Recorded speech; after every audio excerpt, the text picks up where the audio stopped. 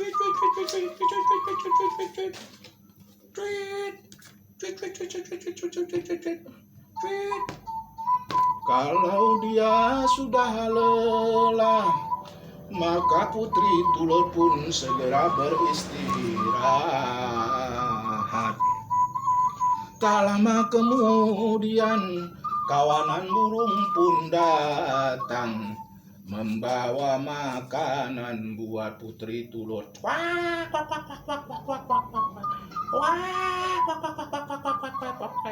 Buah jambu yang manis-manis dihadiahkan oleh si burung bangau, dimakan oleh putri Tulur. Senang bahagia, besoknya dilanjutkan lagi perjalanan. Kalau dia lapar dan capek, istirahat kembali si putri Tulur.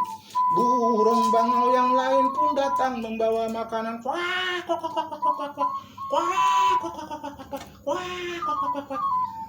Pisang pun diberikan, senang hati kenyang. Lanjutkanlah perjalanan. Setiap hari putri Tulur makin semangat. Dirasanya jalan semakin lapang.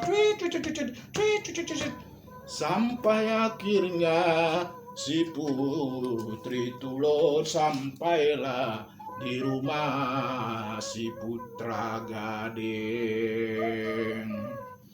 Rumahnya besar serta mewah, penuh pengawal. Rupanya baru diketahui Putra Gading adalah putra seorang raja.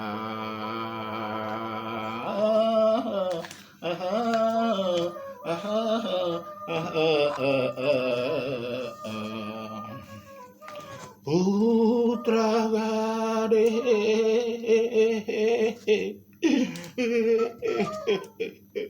begitu melihat istrinya berada di depan mata.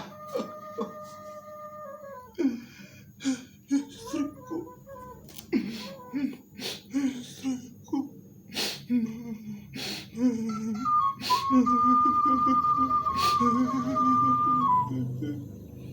Singkat cerita, putri Tulur pun segera bekerja tanpa dibuang-buang waktu. Kotoran si burung dah kecua dah kecui segera dijemur, begitu kering langsung digiling sampai halus, begitu halus diolesin di tubuh si Putra Gading. Hari demi hari tampaklah perubahan. Sudah minggu pertama, minggu kedua, minggu ketiga, minggu keempat, tak sampai 2 bulan, akhirnya mulus kembali si Putra Gading. Kekasihku,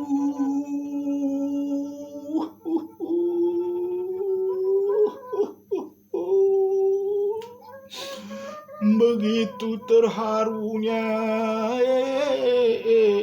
sepasang suami istri yang sudah direnggut kebahagiaannya bertemu kembali dalam bahagia. Ayah si Putra Gading pun senang bahagia Langsunglah dibuat pesta lagi, pesta perkawinan kedua kali. Semua orang ramai diundang, negeri tetangga datang bergerombolan. Sehabis pesta pernikahan itu, Putri Tulot pun menceritakan kepada Sua, oh rupanya masih ada sisa satu. Diceritakanlah segala rahasia kepada suaminya. Suaminya pun terkejut. Maka singkat cerita, Putri Tulot dan suaminya kembali mereka pergilah pula dengan pengawal pergi berjalan. Naiklah gunung, turunlah gunung. Singkat cerita, sampailah mereka bertemu dengan si Raja Tuhan.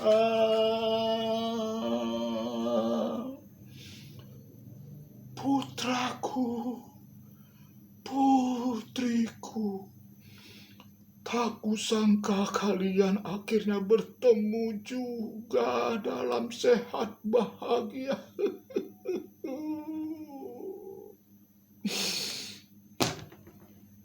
Singkat cerita, Putri Tulot segera menceritakan